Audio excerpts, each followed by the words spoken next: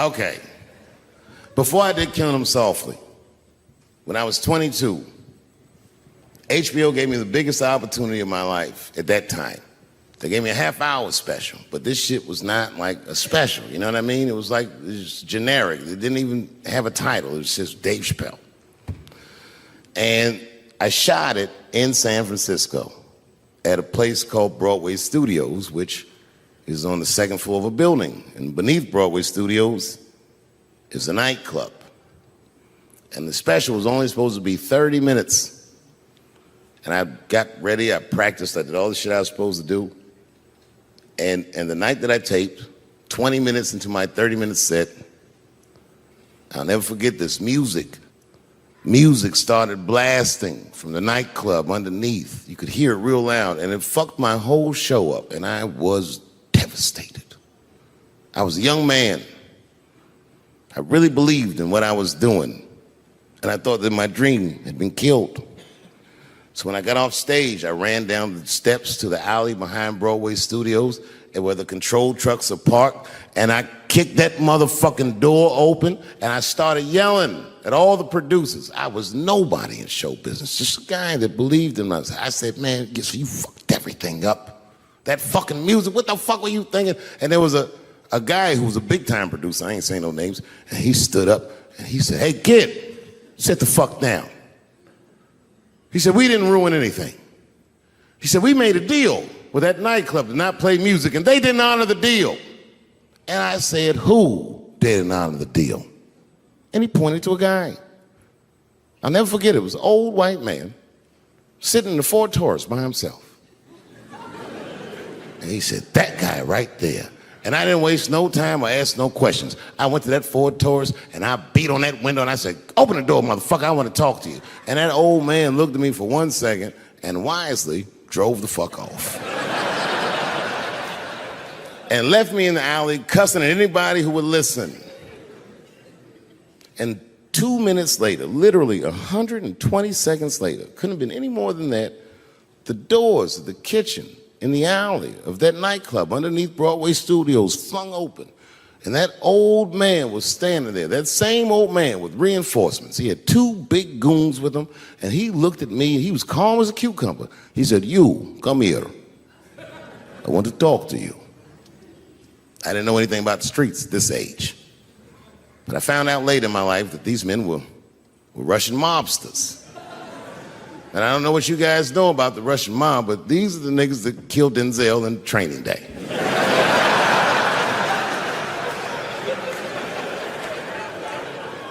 And all the producers knew what I was up against. They said, Dave, do not go in there. And I said, fuck y'all. And I walked right into that kitchen, and they closed the doors behind me, and it got dark as fuck in there. And I knew, I'm not dumb, I knew I was in a bad situation.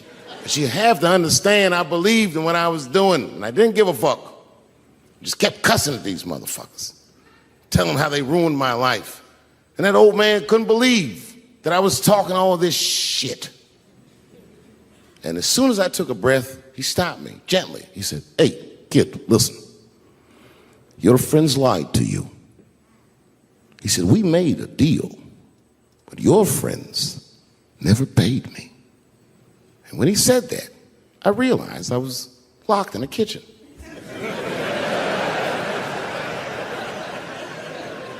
I realized he was telling the truth, which would make me wrong. And the very moment that I realized I was wrong, for the first time, I was afraid. You see, it's a funny thing if you believe you're absolutely right. You can get drunk off the feeling of how right you are. That's why gay people are so mean.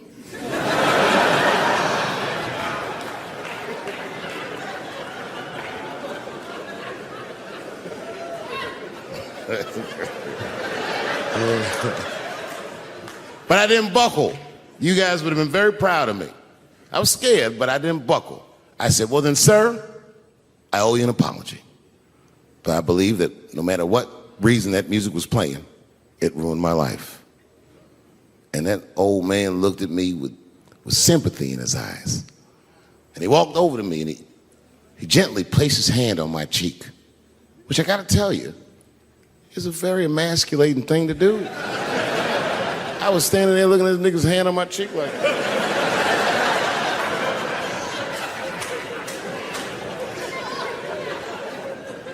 and he said, "You are a real man." And he tapped me on my cheek. Real soft. Just like that. The doors opened back up. The light from the alley flooded into the kitchen. And I just walked out alive. I lived to fight another day. And in that moment, I learned one of the most valuable lessons of my life, and I have to share it with you. And that lesson is this. In your life, in any given moment, the strongest dream in that moment wins that moment. I am a very powerful dreamer. Yeah, I'm not lying.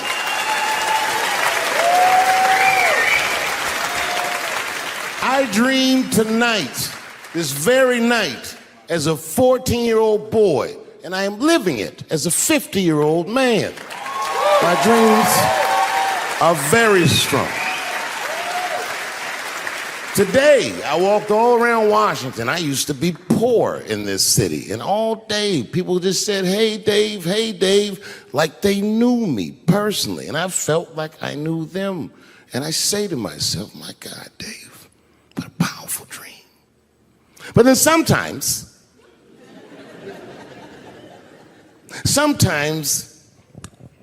I feel regular. Just feel like myself. Maybe I'll smoke some weed and be at some nightclub and feel shy.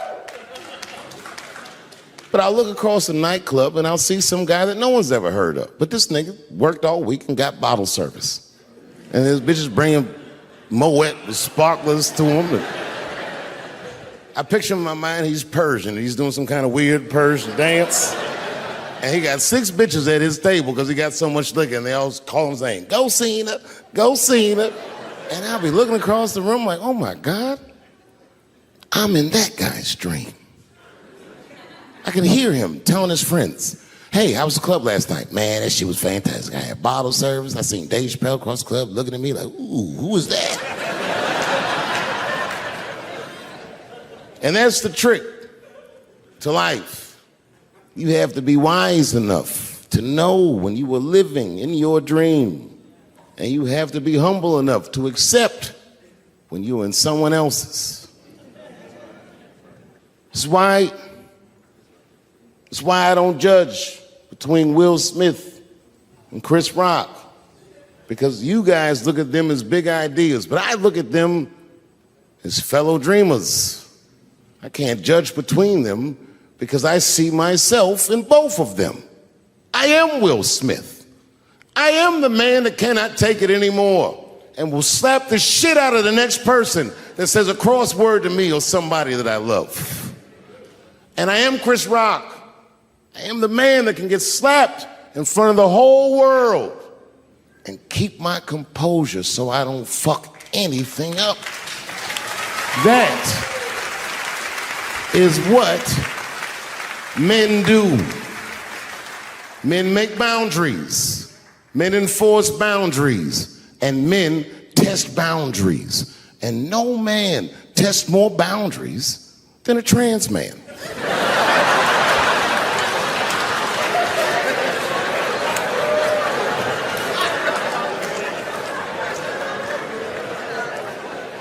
When I see a fellow dreamer, I give them my utmost respect.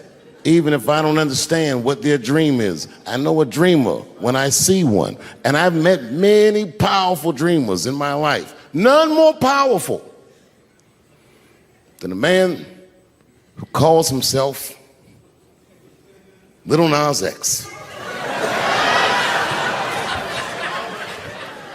I met this nigga at a party. I had no idea who he was. But the minute he walked in that party, I knew I was in his dream. Everybody in the party was another dreamer. Everyone was famous, but when that nigga walked in, he was dressed like C-3PO. He was shining.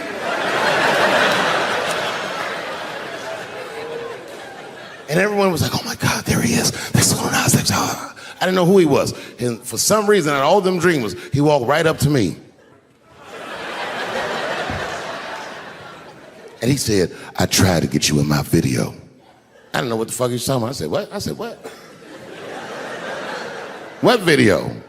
And he just looked at me like, you know what video, and walked away. And I watched him walk away. I said, man, this nigga's having a very powerful dream.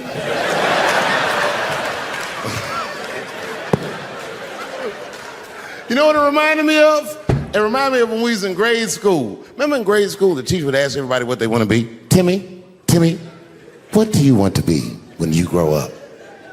And Timmy acted like he had an idea. He'd stand up, he'd say, I want to be a fireman. And the teacher would say, Timmy, that is a beautiful dream. But Timmy didn't mean it. Timmy said he wanted to be a fireman because deep down, Timmy's attracted to fire.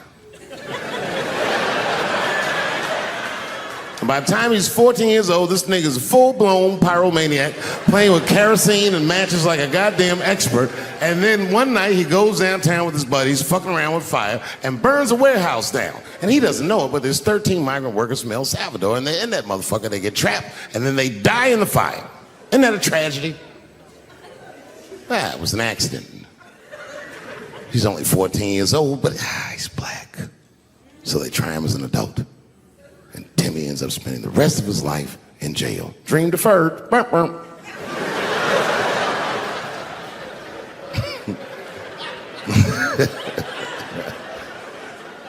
What about you, Billy?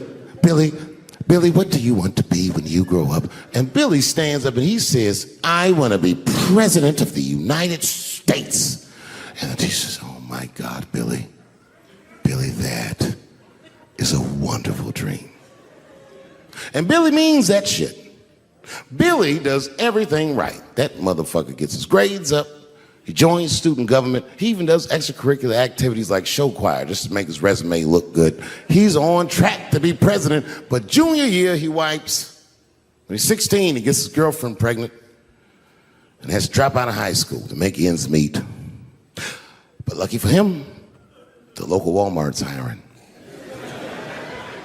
By the time he's 20 years old, this motherfucker makes assistant manager at Walmart. He's the youngest one in the district. He says, oh my God, if I can keep this up for 4 more years, I could be a manager. And if I can keep this up for 6 more years after that, I could even be a regional manager and have as many as 3 Walmarts under my control. And he's a big picture guy. He sees where this path is going, so he kills himself.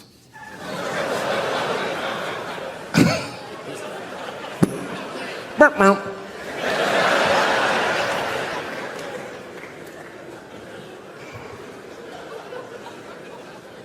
Well, what about you? What do you want to be when you grow up? I don't want to say, because I don't want the other kids to laugh at me. Who cares if they laugh? Your dream is yours. Own your dream so they can come true. Say it loud and proud. What do you want to be when you grow up? Little Nas X. And that nigga stood up in front of the whole class. I want to be the gayest nigga that ever lived.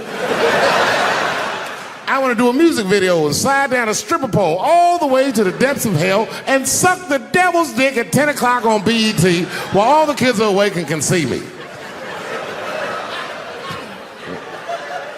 Shockingly, that was the only dream that worked out.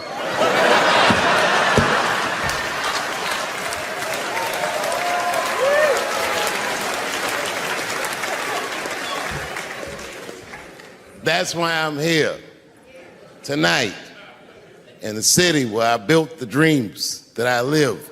Because I wanted to tell you all that they came true. And I wanted to thank you all for making the man that I am today.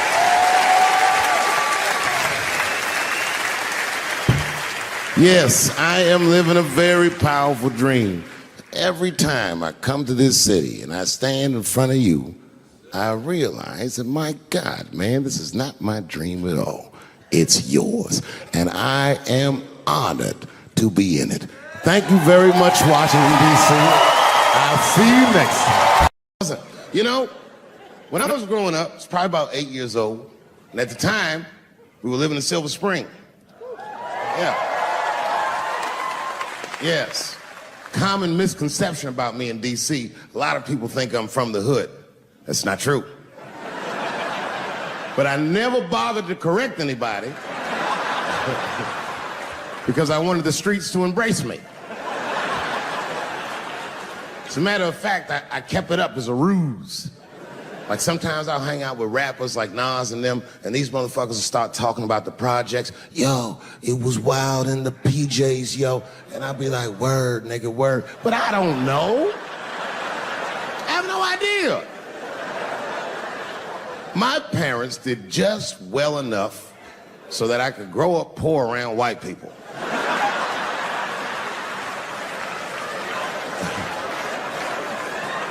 And to be honest, when Nas and them talk about the projects, nigga, I used to get jealous because it sounded fun. Everybody in the projects was poor, and that's fair. But if you were poor in Silver Spring, nigga, it felt like it was only happening to you. I know the pain of that first sleepover at a white friend's house. And you come back home on Sunday and just look at your parents like, y'all need to step your game up. Everything in Timmy's house works. Remember the first time you saw that? In a cold winter, and you'd be at a white friend's house and see the motherfuckers in their living room without their coats on?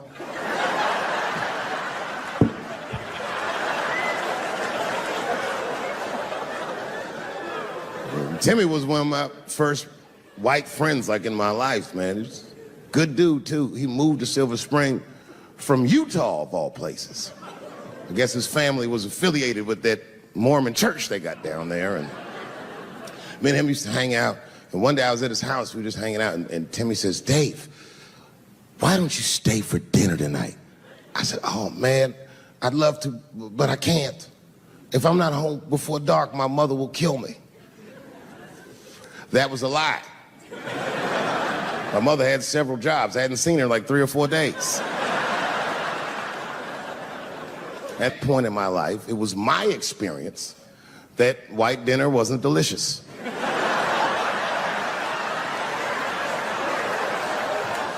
I'd rather go home and fry some bologna or some shit like that.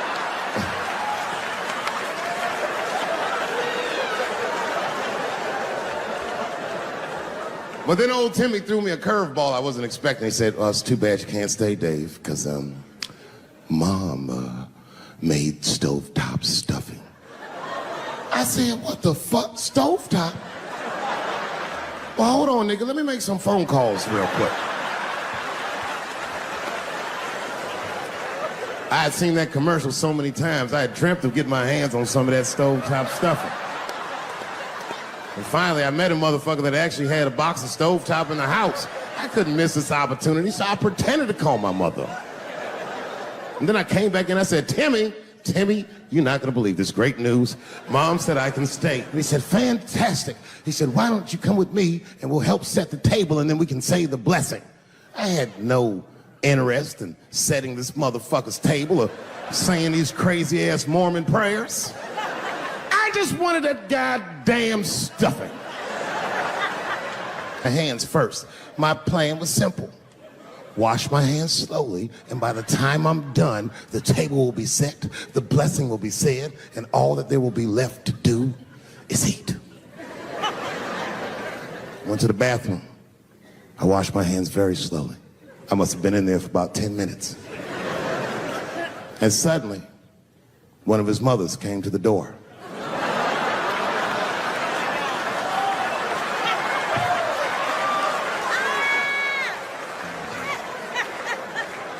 She was like, hi, David, right?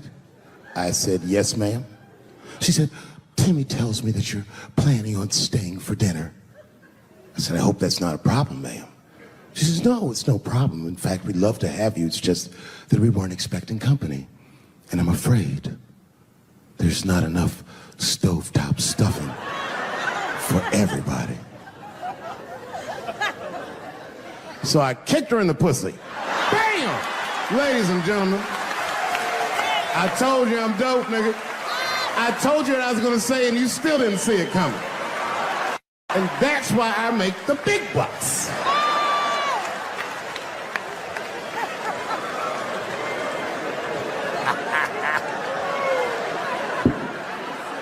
Oh my God. But there's a more important reason that I would stop doing comedy right now. And this reason is the real reason that's been percolating, and it really is the crowd, not you. I'm talking about the crowd on the big stage. It's too hard to entertain a country whose ears are so brittle. Motherfuckers are so sensitive, the whole country is turned into bitch-ass niggas.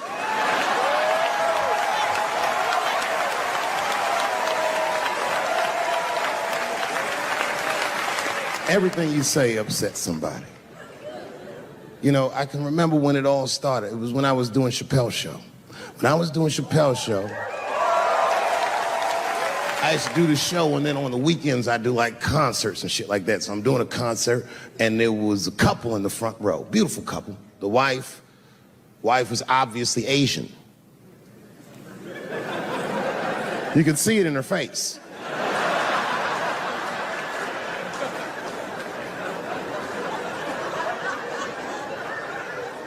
The husband, this motherfucker was mysterious, to say the least.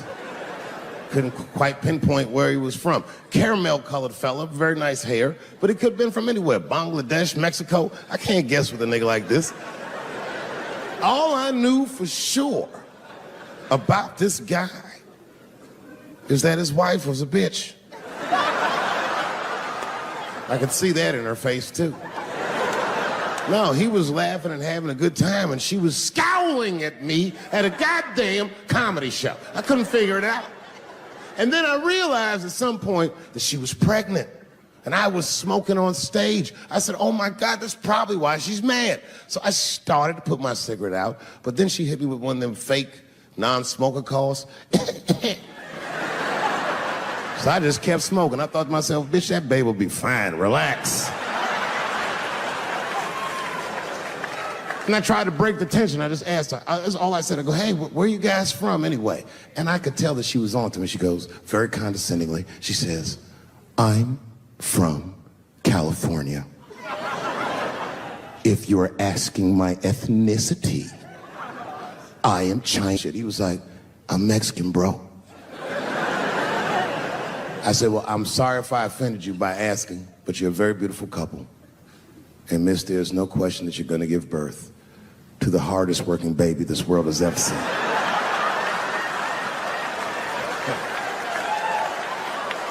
That's not a bad joke. She got very upset. She got up to leave immediately, but she didn't just leave. She had to take one last dig at me on the way out. I will never buy one of your fucking DVDs again, Dave Chappelle. I said, ma'am, with all due respect, Chinese people don't buy DVDs.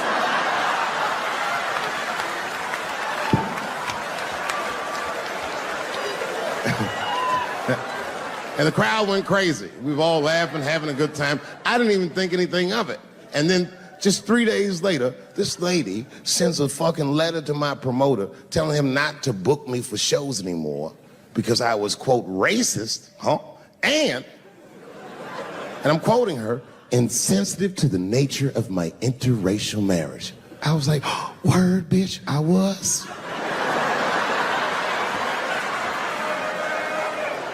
If she would know that I myself am in an interracial marriage.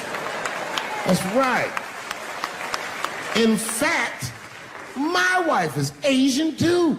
Surprise, bitch, I'll see you on Thanksgiving.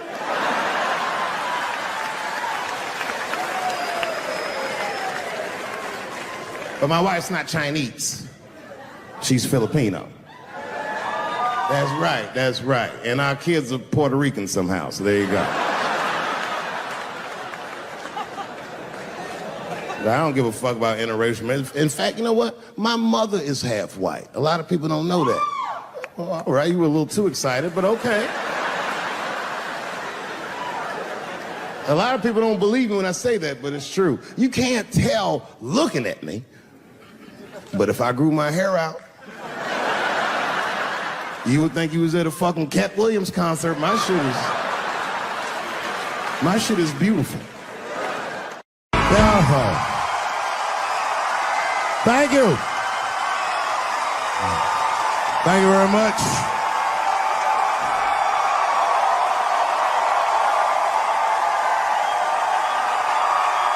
Thank you.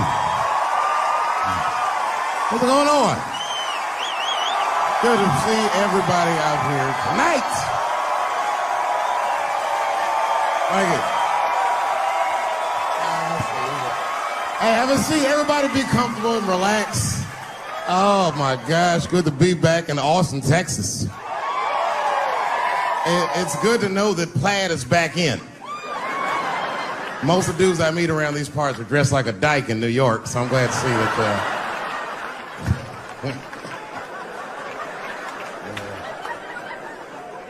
Man, fucking Texas, this place is pretty good. Pretty damn good. You know, I was in Santa Fe the other night and a motherfucker threw a banana peel at me. Yeah, that didn't feel so good. Of course, it was a white person. Not to indict the whites, I'm just saying. And then not only did he throw a banana peel at me, but it was premeditated. You could tell. You could tell the peel was too brown, you know what I mean? It was like, you didn't eat that banana recently, motherfucker. You had that shit waiting on me. And the whole crowd was white, so it just got instantly creepy, and everyone looked like they were looking at 12 Years a Slave or something. They were all just like...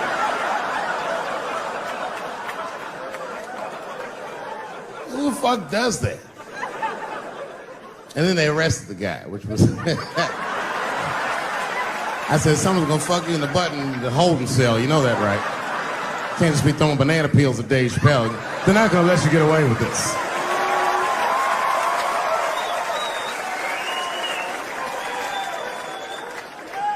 And the press called me up like, do you have a statement? A statement? For a fucking banana peel? No! I don't have anything to say. This guy was like fucking famous for throwing a banana peel at me. 20 years from now, he's gonna be tucking his kids in the bed and the kid gonna be like, Daddy, tell him about the day that you threw that banana peel at that nigger in Santa Fe. Boy, I'll tell you what, that black motherfucker saw his name up on the marquee about a week before. I said, man, if I could just get close enough to meet him, throw a banana on that nigger and show him how. Fucking banana gate. I didn't even want to press charges. You know, this has happened to me before. No, seriously, not a banana. I live in Ohio, right? So this is like a few winters ago. Oh, I didn't know you would ever clap for that. Well, all right. That's the first time that shit's ever happened. Ohio! Anyway, I live amongst the whites. Small town in Ohio. And it was wintertime, and it had snowed recently, so there were huge snowdrifts on the street. I was walking with my sister. Now, my sister was dressed in all Muslim garb, as were her children. And I was dressed as Dave Chappelle. And we were walking and just talking about something, and a car sped around the corner, and the window came down, and somebody threw a snowball and hit me right in my shoulder. I didn't know what was going on. Why was this happening? Because I'm black, because she's Muslim, because I'm Dave Chappelle. I couldn't tell. But again, I knew it was premeditated. Because who the fuck has a snowball in a warm car? Way through, lady, because he went around the corner and got stopped at the red light. He was caught in the traffic. So then I ran out into the street and I just tapped on his window.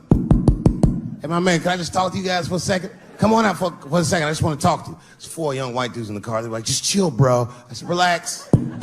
I just want to talk. Now, this is an old black trick. Really, I didn't want to talk. I was going to fuck them up. So, if you're ever caught in traffic and a black guy starts saying he just want to talk to you, don't open the door, nigga. And even if he's me, smiling at you. And they were like, chill, bro, just chill. And then the one guy in the back seat, I don't know what, he was just cockier than his friends. He was like, fuck it, man. I'll get out the car. And I started yanking on his door. Let me help you, motherfucker. Let me just help you out. And I didn't notice his window was down. And he threw a snowball and shit me right in my chest. Pow. He said, fuck you, you fucking nigger. And then the light turned green and they sped off. And I smiled from ear to ear. I looked at my sister and she said, I got the plates. And I was happy as shit because throwing a snowball at a motherfucker is a misdemeanor assault. But if you call him a nigger, and me and my sister start dancing, we gonna send this motherfucker to jail. Now, I didn't notice it, but while I was yelling at him, a crowd of all white people had formed because it was an all-white town. And I was like, uh-oh, I thought I was gonna get jumped. And one of them white guys stepped down and was like, I didn't like that at all. This is not what this town represents. I don't want this goddamn stuff in my vicinity. And another white guy was like, yeah, I didn't like it either. And then an old white guy stepped out of the crowd and said, young man, if you're going to fill out a police report, I would like to come with you and do the same. I said, you guys would do that for me? And the whole crowd said, hooray! I said, come on, y'all. I look like Malcolm X going to see Brother Johnson with a trail of white people.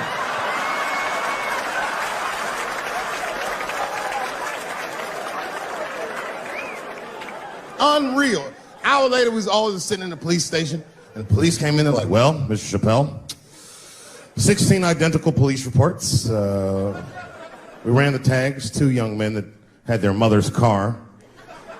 We have all 4 suspects in holding. Their mother is here. It's up to you.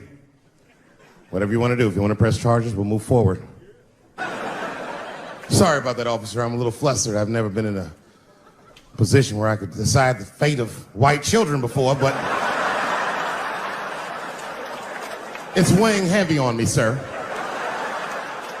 And I really can't decide. And I saw a lady pacing back and forth in the hallway, and I said, is that? He goes, yes, that's their mother. Well, can I speak to her before I make a decision? And when the mom came in, she saw it was me. She busted out crying. Oh, God, oh, no, I don't want him to go to jail. I am so sorry. I didn't raise him to do this. We love your comedy. We love you at the house. I said, miss, please, just, all right, look, I don't necessarily want your son to go to jail either. But what he did was pretty fucked up. So, is there something we can do short of jail just to let him know that he's wrong? She goes, oh, I don't know. What did you have in mind? Miss, I've never been in this position before. Oh, you know what we could do? I don't know if I'm asking too much, but maybe if you could just suck my dick a little bit. Just a little bit. I'm not gonna finish. I just want you to do it enough so that I can tell him you did it. I'm kidding. I wouldn't do that to anybody's mother. Maybe my kid's mom, but that's it. Ebola was in Texas. Ebola made a visit. Killed that man in Dallas. 5 days that man melted to death. What happened to the brother in Dallas? Where was the secret serum is what we all said. I remember in the beginning of Ebola, there were 2 American doctors that got sick in Africa. They flew them in a private jet straight to Atlanta to the CDC. I didn't even know CDC saw patients. There it was said they administered what the New York Times called a secret serum. I don't know what's in it. It's just like Colonel Sanders' recipe. But both of these motherfuckers survived. These doctors, thank God, are healthy. They are out there somewhere tonight at Whole Foods, touching vegetables, walking around. Everything's okay. Hey, Frank, how are you? Oh, you didn't hear? I had Ebola last week, but I'm doing all right now. I was bleeding out of my eyes and anus, so I got concerned, but I'm okay. What happened to the brother in Dallas? They just rubbed some Vicks on that nigga.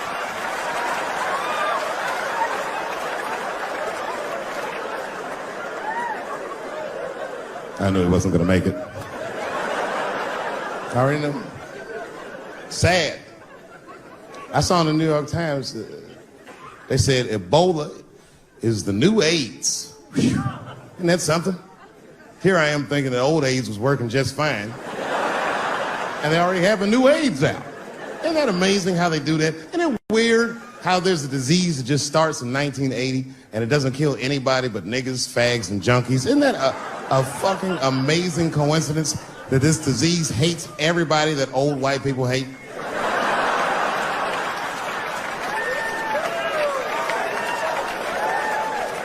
I think either God is white or the government hid that shit in disco balls. Only fun people get AIDS. Last month on the front of the New York Times, the measles was a headline. I had to check the date of the paper. I was like, measles, what is this, 1850? What the fuck is this? Why is measles in the news? Turns out they were trying to decide if mandatory vaccinations for children is the way we all want to go. Any thoughts? I'm sorry, ladies and gentlemen, I don't know. I don't know about this one. First of all, black people generally don't trust doctors. After the Tuskegee experiments and all that shit. More importantly, don't forget Michael Jackson was killed by a doctor. Granted, he was doing drugs, but if I was a heroin addict and I had a licensed physician injecting heroin in me, I should survive that. I'd just be looking like, oh, I'm good, right? I'm good. It's not too much, is it? Dr. Butterfingers killed Michael Jackson. After that, I was like, fuck going to the doctor. The fuck am I getting my kids vaccinated for an old-ass disease like measles? This is ridiculous. You might as well give them a diarrhea shot if you're so worried.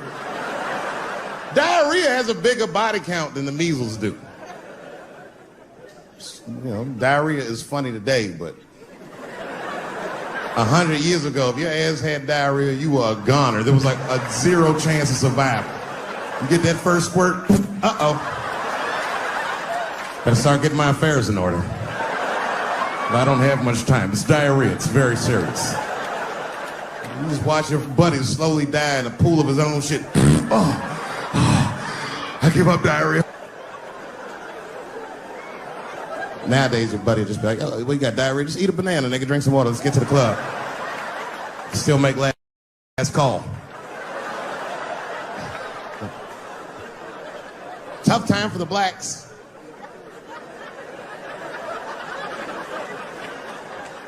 These are not good times for the blacks. I don't know if you know what I'm talking about, right? Police are killing us again. It's a very unfortunate set of circumstances because we were doing very well. You know, America has a racial hot seat. I think we can all agree that that's the truth. And we can also agree that that hot seat is traditionally occupied by African Americans in general, African American men in particular. Although I can see that in recent years, that seat has been occupied by Mexicans, and I dare say Arabs. And we, the black Americans, would like to thank you both for your sacrifice and your struggle.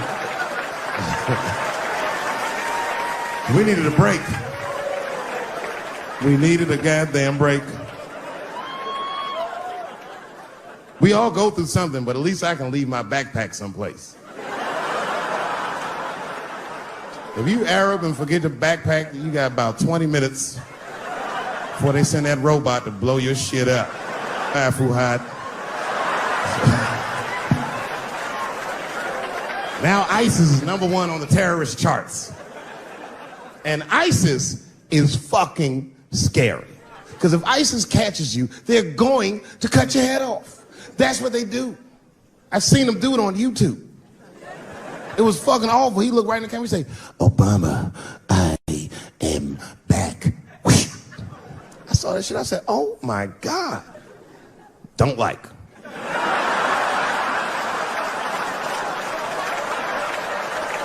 How's this guy cutting people's heads off on YouTube? I can't even post a dick pic, and this motherfucker is decapitating people. I'm gonna have to change my settings. You know, everyone has it hard, but I think harder than black people and harder than Arabs and harder than Mexicans, you know who has it the worst? Fat black people.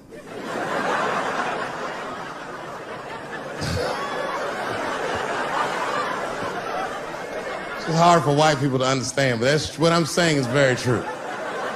Fat black people have a really rough road because all manner of things kill white people. But you know what kills more black people than anything, more than police and terrorism? Salt, nigga. Regular. Here, white people are getting Ebola cures and shit, and meanwhile, I'm dying from fucking the flavoring.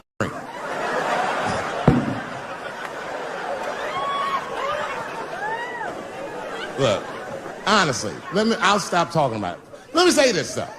Let me just say this. Can we all just say that we've seen it coming? Were you surprised? It's like when that guy threw that banana at me. Do you think I was surprised? Hell no. I've been in show business 30 years. I was expecting this banana. I knew one of these nights, it's like somebody gonna throw a banana at me one of these nights, niggas. Because that's how it starts, with the name calling. Like that Paula Deen. Remember Paula Deen got fired from the Food Network? If you know anything about show business, it is really hard to get fired from the fucking Food Network. And they dropped that bitch like a hot potato. All because she called somebody an N-word 30 years before she had a show. I don't know who she said it to, but whoever it was just looking at her like, I'm gonna get you for this bitch. That shit came back 30 years later like a Bill Cosby rape and sunk a battleship.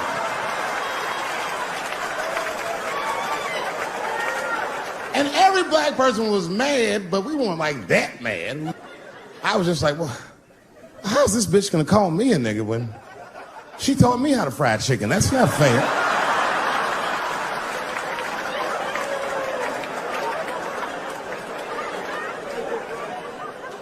I think Donald Sterling shit was more serious. Remember Donald Sterling? He used to own the Clippers, and then he got caught on a secretly recorded tape saying some very unsavory things about African Americans. And there's a lesson in that for all of us. The lesson is, if you are old and white and racist in this great country, whatever you do, don't tell your black girlfriend about that shit, because that's who made the tape. She recorded all that shit, and the tape was terrible. He was like, stop bringing these black guys to my games. First, we're all confused, like, well, how the fuck are you gonna have a game without us? But it turned out that the black guy he was speaking of was none other than Magic Johnson, the billionaire. Unbelievable. Never even mentioned the fact that he had AIDS, which is... This guy must be really racist if AIDS is the footnote. Well, you gotta be careful, baby. He got the old Ebola.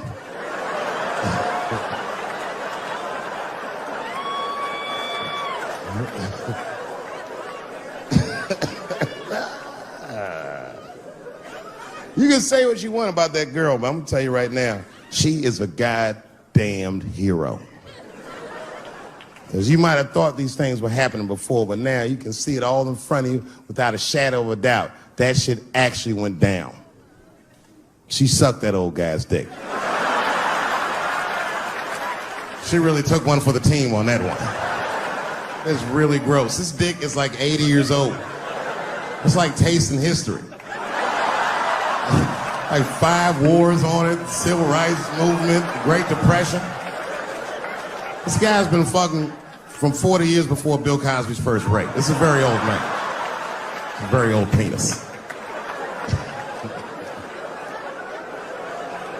But all that shit is still, it's just name calling. Like, name calling does not break the modern black man. That's not gonna do the trick. I don't give a fuck about that. Like, if I went to Kentucky Fried Chicken, Ku Klux Klan, hood on top of their head, what do you think I'm gonna do in this day and age? Run out of Kentucky Fried Chicken? Not if I'm hungry. I'll go straight to the front. Hey, man, let me get a 2-piece. I don't give a fuck what he says. You want a biscuit with that, nigger? I thought it came with a biscuit. What's all this attitude? I want a 2-piece. Chop, chop. You know what it is. But I'm not going to be mad. Why would I be mad? He's the one that's got to work at Kentucky Fried Chicken, not me.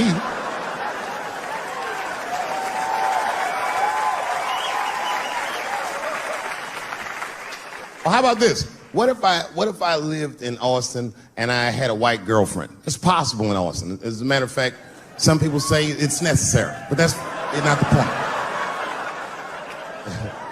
And me and my white girlfriend at home one night, and we're just doing what lovers do. Maybe she's butt naked and she's down on one knee, giving me a hand job. I love a good hand job. And she's really jerking me off. You know, getting her obliques nice and tight. I got a huge dick, so she's like, And I'm like, wow, this really feels wonderful. I think I'm gonna come. Nigger. I know, that's a tough one. But what do you think I'm gonna do? Hey!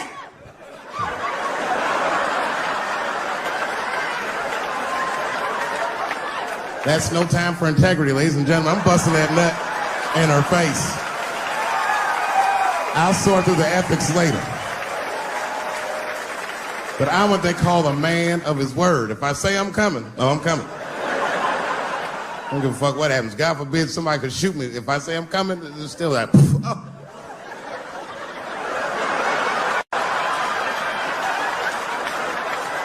Doesn't mean I like getting shot.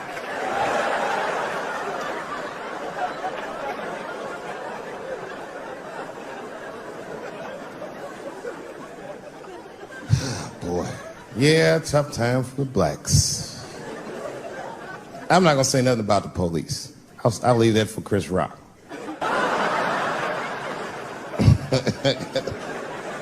The other big sports story was fucking Ray Rice's tape. Anyone see that Ray Rice tape? I can't stop watching it. It's fucking awful. It's the most violent thing I've seen happen to a woman that was shot in color. Really fucking bad. Like, if I could have froze time at that moment and gave Ray Rice some advice, I don't think there's any way possible I'd be like, you should punch her in the face. It's a fucking terrible idea. At the same time, I also believe she shouldn't have rushed him. What the fuck was he like? Yo, you can't beat him, miss. Don't rush a motherfucker that's trained to stiff arm people in the clutch. He's gonna get the upper hand.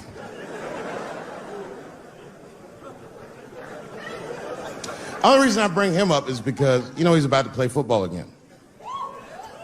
You didn't know that? The NFL was told by a federal judge they had to reinstate Ray Rice because he was transparent with their investigation. He told them exactly what he did, and they can't just change your writ.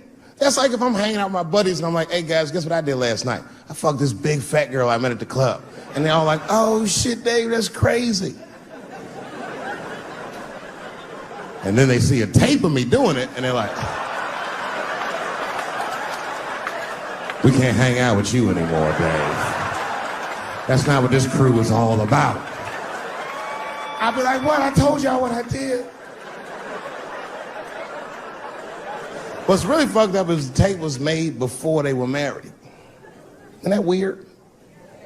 I don't know why she'd do that. I don't even know why he would do that. As a guy, would you want to live with a woman that you had once punched in the face with all your strength?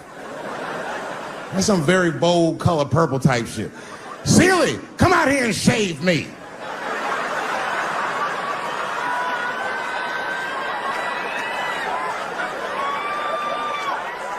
You out of your fucking mind?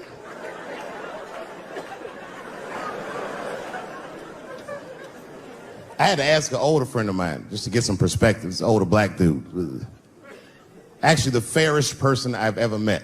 And I asked him, I just said, hey man, I said, did you see that Ray Rice video? And instantly he was like, David, that shit was disgusting. I wonder what she said to him.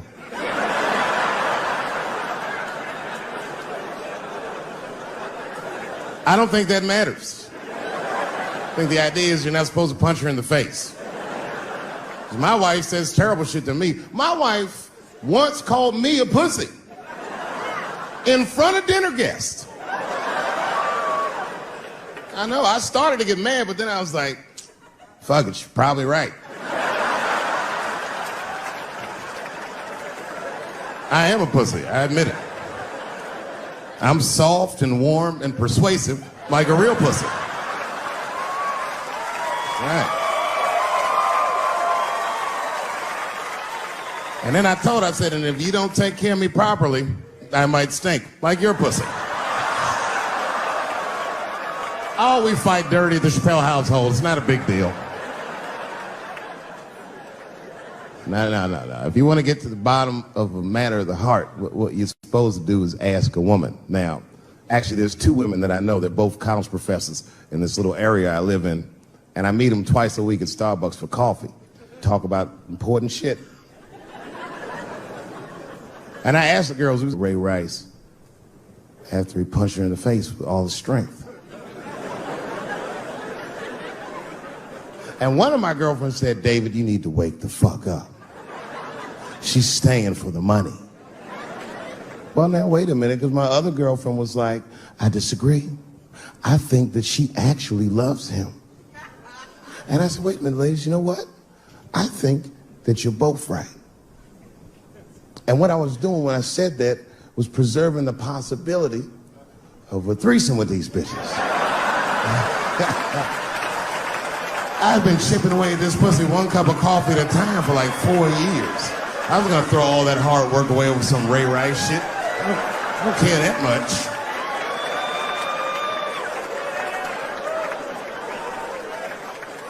I'm just being real. It's fucked up, man. It's a tough time for the blacks. I love you too. And then here comes the banana peel. I'm waiting on it any second. You know, that's how it starts. I saw in the paper today that the guy that threw the banana at me got arrested again because he threw a banana at another motherfucker in a bar in Santa Fe. Look it up online after the show. He actually did that. And that guy was black too. You know what a guy said he did it at night? He said, I did it because Dave Chappelle is racist. So, nigga, that's not the best way to handle that if I am racist. What if Martin Luther King just went around throwing tuna casserole on white people? Would that work? Huh? I seen your girl bubbling. She's drunk as hell, buddy. Listen, sir, I don't know what she's saying, but just take my advice. Get some water in her, or you're gonna have some dry pussy when you get home.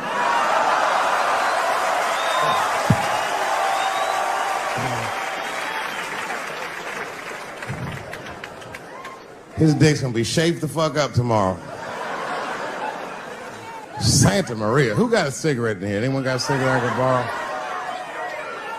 Yeah, you fella. Yeah, please. Well, let me see this. This is a Marlboro menthol. This could have been anybody. If it was a Newport, I'd be like a black dude threw that up. But a Marlboro menthol, that's one of them riddles.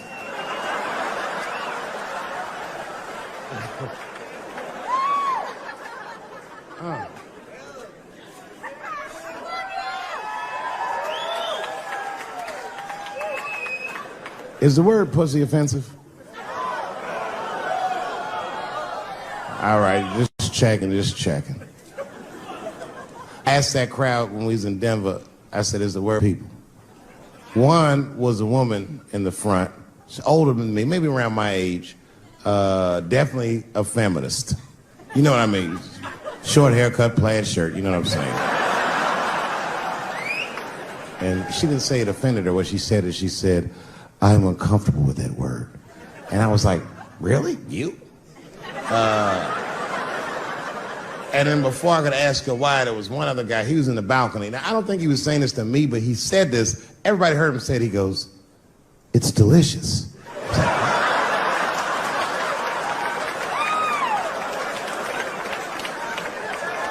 I don't think I've ever heard pussy called delicious before in my life.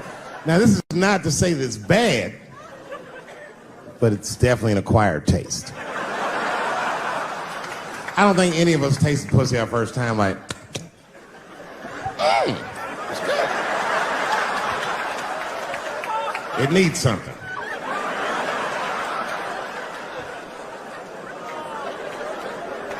You know, it's illegal for a gynecologist to say the word pussy.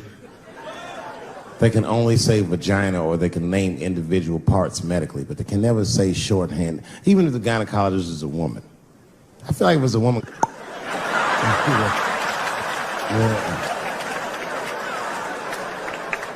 I don't think men should be allowed to be gynecologists. That shit is a conflict of interest. Even when my wife was pregnant, we used to go to the gynecologist. And he'd put her legs up in that stirrup like this. He'd be like, all right, Miss Chappelle, just try to relax. I push it back up, motherfucker, I got this. Just tell me what to look for.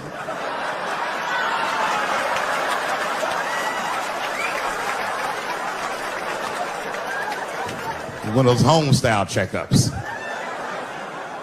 There's too many ethical questions when men do that. Like, can a gynecologist lose their license for smelling their fingers during an exam? Is that illegal? How could they not? These are men. It's like if you have a good barbecue, you don't even think about it. You just...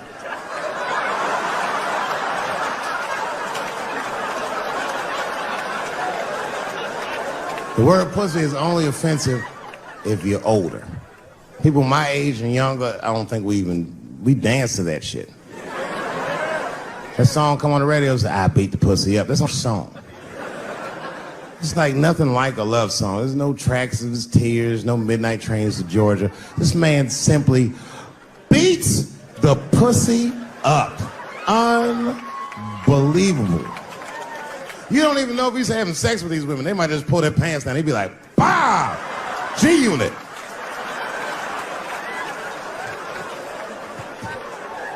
Like you'll be watching HBO. Hi, I'm Larry Merchant, standing here ringside with the pussy after a devastating bout with 50 Cent. Pussy, come over here and let me talk to you for a second. My God, you look terrible. Your lips seem to be swollen. You're bleeding a little bit. Tell me, pussy, what happened inside of that ring with 50? I don't know, Larry. I felt really good in the first round. I was ready to fight. It's warm and moist, and I don't know. It just hit me from angles I wasn't expecting. Front, left. The backside surprised me the most. Well, pussy, let's take a look at round 4. This is where it all went wrong for you. Here you come out of your corner, pussy. You're fighting really good. It looks like you got 50 with a right and a left, but then 50 slips your jab, and there, right there. You see that? He punches you right on that little bean thing you have on the top of your head. I don't know what that is. There's 50 just pounding away at that bean over and over, and that pussy gets rattled around like that. I don't think I was thinking anything, Larry. You know, I'm a real good defensive fighter. It's real hard to get to me. I've never been punched directly on my bean before. As a matter of fact, most fighters don't even know that bean exists. I guess he just hit me there and I lost control of my legs. I don't know what else to tell you. I like when Lil Wayne talks about pussy. Lil Wayne used to have that song. He say, I got a bitch that plays movies in my jacuzzi. And then it goes like this. Pussy juicy. That shit always makes me laugh, because no guy says that, you know what I mean? Only Lil Wayne would say some shit like that. If he was fucking a girl, she's like, is this pussy good? You're not gonna be like, it's juicy. It's good. The pussy was juicy. That's why I'm not Lil Wayne, because if I was in a hot tub with a girl and I could tell that the pussy was juicy while I was in the hot tub, I'd probably get out of the tub. I'm a germaphobe. I just picture Lil Wayne like, what is this strange oil floating in my hot tub water juice? That shit was so funny to me, I must have wrote like no less than 40 jokes with the punchline pussy juice. And all of them work to some degree 100% of the time. I'll do one more just so you believe it, okay? All right. In this next piece, it's a special episode of CSI. For some reason, Lil Wayne is guest starring as the lead detective, okay? That's the setup. Are you ready? Here it goes. Has anyone else been on this crime scene? No. It's very strange. This place is virtually undisturbed. No forced entry. No sign of a struggle. Shine your flashlight right here. I just slipped in something. What is this? What is this? It glistens in the light. Smooth to the touch. Pussy juice.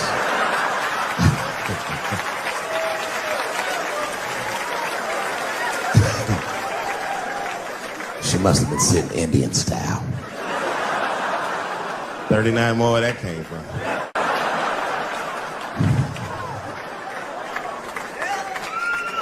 Everybody's mad about something. Recently, I got attacked online by some gay bloggers, and it hurt my feelings. I have no problem with gay people, but I fucking hate bloggers. I'm not saying it because this person was gay. They was acting like a bitch online. They was like mischaracterizing my jokes, trying to make a point off of me, when it was really, it's like, yo, I'm your ally, motherfucker. I'm not trying to stop gay people. I got better shit to do. This motherfucker was saying things to try to get gay people to beat me up. Seriously, he was like, Dave Chappelle's jokes. I don't know how he actually talks when he's making his voice up. Dave Chappelle's jokes were an affront to the manhood of all gay men. What the fuck does that mean? I didn't say anything that would allude to gay men not being men. I know you men. In fact, what could be manlier than fucking another guy in the ass? It's the most gangster shit I've ever heard of in my life.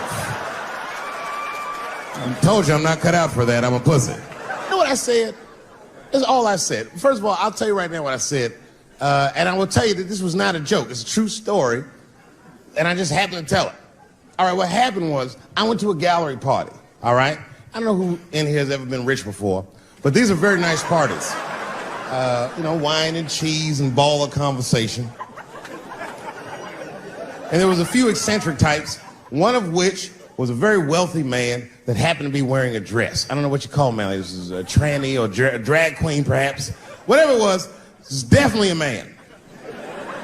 And this man was definitely on drugs. I don't know what kind of drugs he's on, but I knew he had too much.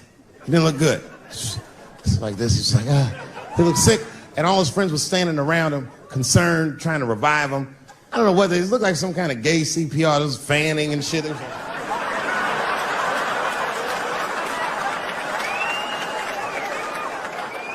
I saw all this from a distance. Now, I should have minded my own business, but I got curious. I was like, oh. And I went over there. All I said, excuse me, gentlemen, is he okay? And then they looked at me like I was evil. She is fine. I'm sorry, I didn't know this is what we were doing. Here's my thing. I would support anybody's right to be whoever they feel like they are inside. I'm your ally in that.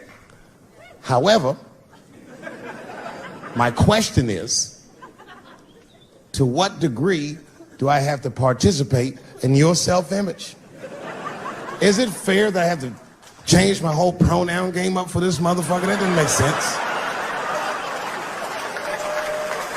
Seriously. If I put on an Argyle sweater and I'm like, hey everybody, I feel like a white guy in this sweater and I want some goddamn respect and a bank loan. That's not gonna work. Give a fuck how I feel. Why should I give a fuck how you feel? Nigger is a pronoun. But there was no time for philosophical debate. This was an emergency situation. I said, fine. Sorry, guys. I was just worried because she looks terrible. She just fell off the bench. Appears that her dick is popping out of her dress. You mind if I call an ambulance, champ? I'd rather not be at a party where a tranny ODs. There's too many questions to answer.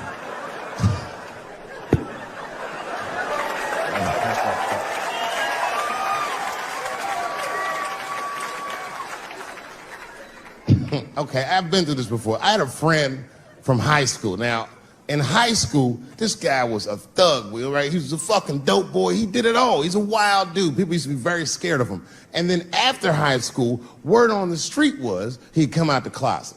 I personally didn't believe it. I bring him up because last year, he calls me out of the blue like, yo, what's up, man? I got your number from so-and-so, and I heard you're going to be in New York doing a show. Could I get some tickets? I was like, fuck yeah, get some tickets, man. How you been? He said, well, we'll catch up at the show, man, but yo, I appreciate it. I'll see you soon. I said, all right, man, take care. And I was about to hang up, and I couldn't resist. I was just like, hey, nigga, I heard you was gay. What's going on with that?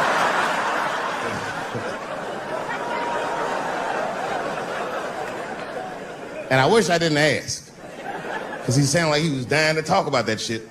And he had a long story about it. And it's not that I didn't care, but I was, I don't like talking on the phone. I was watching TV at the same time.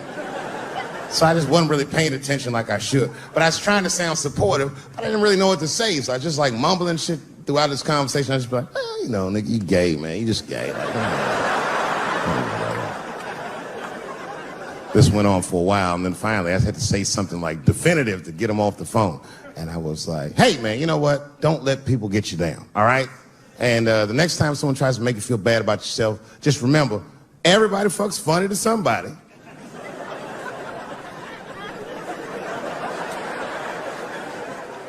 He didn't like that shit. He's like, what the fuck does that mean? I said, huh? He said, you saying I fuck funny, motherfucker? I said, no, that's not what I'm saying. I'm saying everybody's different. He said, you ain't say different, nigga. You say it funny. What's so fucking funny about the way I fuck? And I said, hey, man, I fuck feet. He said, what? Oh, this is not a joke, ladies and gentlemen. I get women to squeeze their feet together like this, and I fuck them right in that little space in their feet. But you can't build a community behind that shit. There's no flag for us. That shit made him laugh. And the next day, after the show, I saw him backstage. He was like, yo, what's up, man? I'm like, oh, shit, what's going on? And he had his buddy with him. He goes, Dave, I want you to meet Manuel. Manuel's my fiance. We're in New York getting married because it's legal here. I said, well, gracias. And he went to go get some drinks. And then my buddy looked at me. He was like, so, Dave, what do you think? And I started mumbling again. You gay, nigga. You just gay. He said, yeah, I'm a little nervous about getting married, man. It's a big step. I said, yeah, it is. It's a big step. He said, well, you've been married for a while. You got any advice for us? No, I'm married to a woman. Sorry about that. And he corrected me. He said, no, you married the person that you love. So it's essentially the same. I said, man, the problem with that statement is that it makes the assumption that I love her. But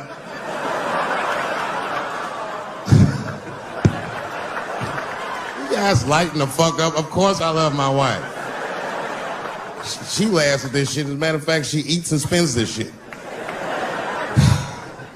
You know what I told him? I told him, I said, you know what you should do, man? First of all, you shouldn't do it. I'm talking about being legally married. It's not that you're gay as much as just legal marriage is a fucking diabolical leverage game in the United States. I'm just being honest. Devoid of religious significance or the idea of love, marriage is nothing but an awful contract that you shouldn't sign. I'm just being real. Because you start out loving each other, and then like 2 years later, you're just building a case against one another for a hypothetical court date that may or may not ever happen.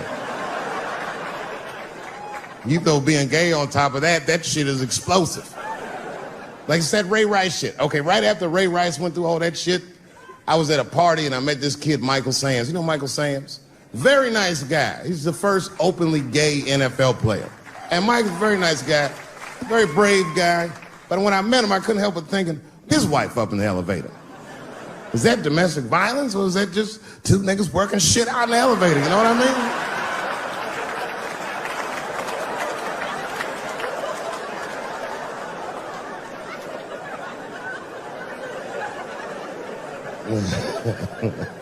Anyway, I give all married men the same advice, gay or straight. Get a dog. This dog will love you all the time, but she's not going to. It's real talk.